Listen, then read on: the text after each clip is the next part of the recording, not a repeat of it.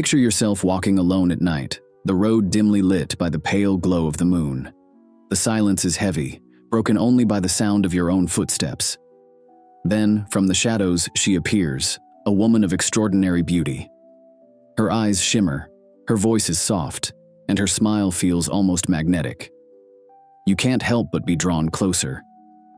But in an instant, her disguise begins to falter. One leg is no longer human, but made of gleaming brass.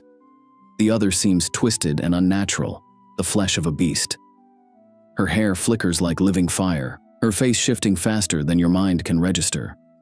What was once enchanting is now horrifying. This is Empusa, a creature of Greek mythology feared by travelers and whispered about by children who dared to leave their beds at night. She was both seductress and monster, capable of luring mortals to their doom before devouring them. To the Greeks, she was the very embodiment of beauty, masking danger, the nightmare that waited on the road when the world was asleep. Some call her the closest thing the ancient Greeks had to a succubus, a demonic woman who drained the life from those she deceived.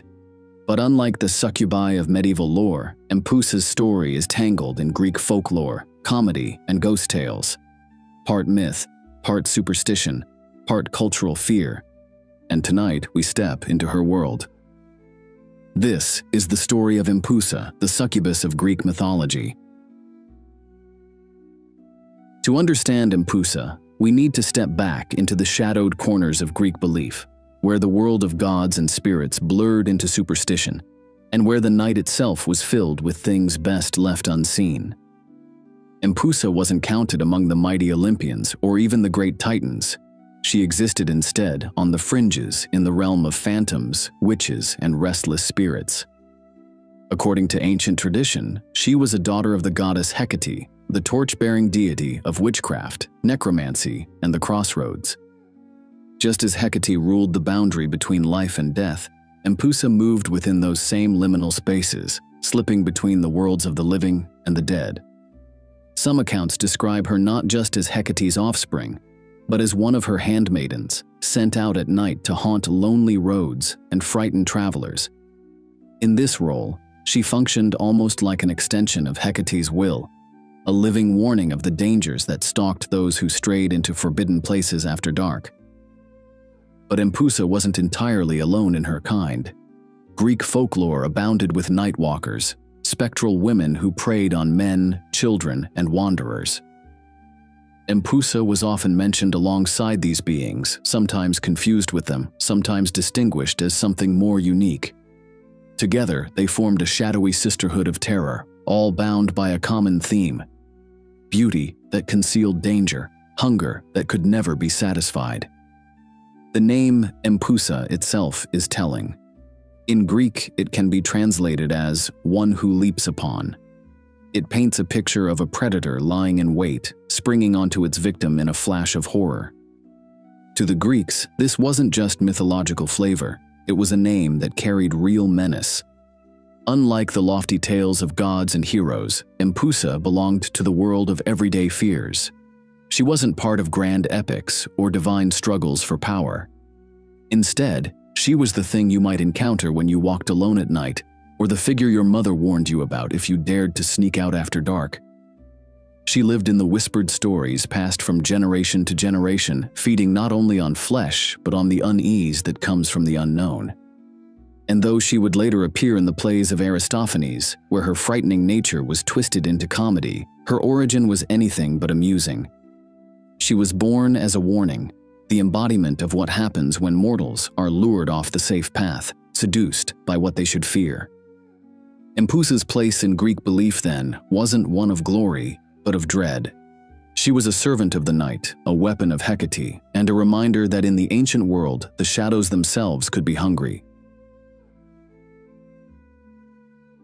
When the Greeks spoke of Empusa, they rarely described her in a single fixed form. She was not like Medusa, with snakes for hair carved permanently into her identity, or the Minotaur, forever trapped in his half-bull shape. Empusa was a creature of transformation, a shapeshifter whose appearance depended on what she wanted you to see. At her most alluring, she appeared as a maiden of breathtaking beauty. Her figure was perfect, her voice gentle, her movements graceful, and her smile enough to disarm even the most cautious traveler. To a weary man walking alone, she was the embodiment of comfort and desire, a vision so irresistible that resistance itself became impossible. This illusion was her weapon, a facade carefully designed to mask what lay beneath. But peel back the mask, and the truth was grotesque. Empusa was never truly human. Ancient accounts tell us that she had one leg of gleaming brass, a cold, metallic limb that shone unnaturally in the moonlight. Her other leg, in sharp contrast, was described as the leg of a beast, sometimes a donkey, sometimes a cow, sometimes rotten flesh.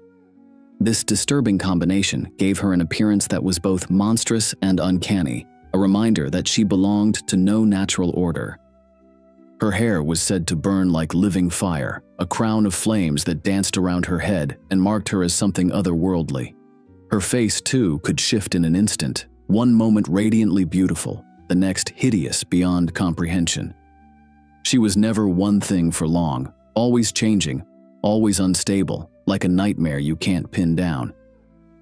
This duality was more than just for show, it carried meaning. The brass leg symbolized the cold, unfeeling nature of her existence, unyielding, merciless, inhuman. The beast's leg revealed her animal hunger, her raw instinct to hunt and consume. And her beauty, carefully draped over these horrors, was the final trap. Empusa was a living paradox, crafted from the things men feared most and desired most, fused into a single terrifying form. When you looked at Empusa, you could never trust your eyes. And when she revealed her true form, it was always too late. Empusa was not simply a monster to be seen. She was a force to be experienced. Her powers were rooted in fear, desire, and deception, weaving them together into something more dangerous than brute strength ever could be. As we just mentioned, her most infamous ability was shapeshifting. In Aristophanes The Frogs, she flickers between forms with dizzying speed: a cow, a mule, a beautiful woman, a dog, even a serpent. The shifting was not just meant to confuse, it was meant to terrify.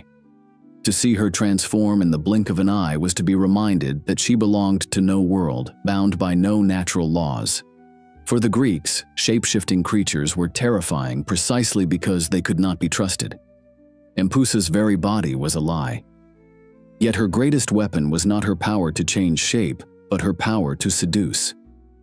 Once her prey was entranced, she struck, draining their blood, devouring their flesh, or consuming their very life force.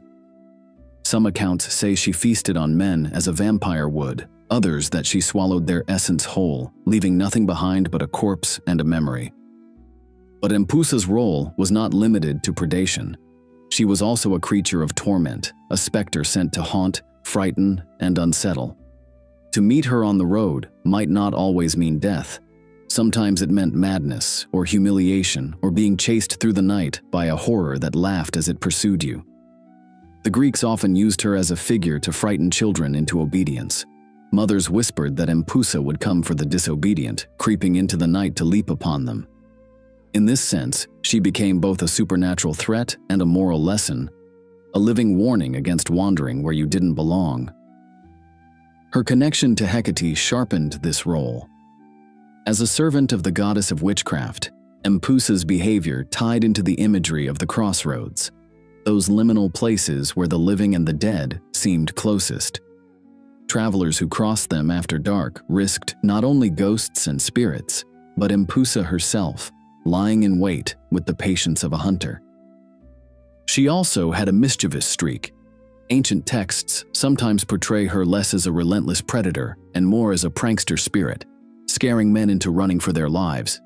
This may have been part of her role in comedy, as seen in The Frogs, but it also hints at how Greeks thought of her, not just as a killer, but as a specter of the night, embodying both terror and mockery.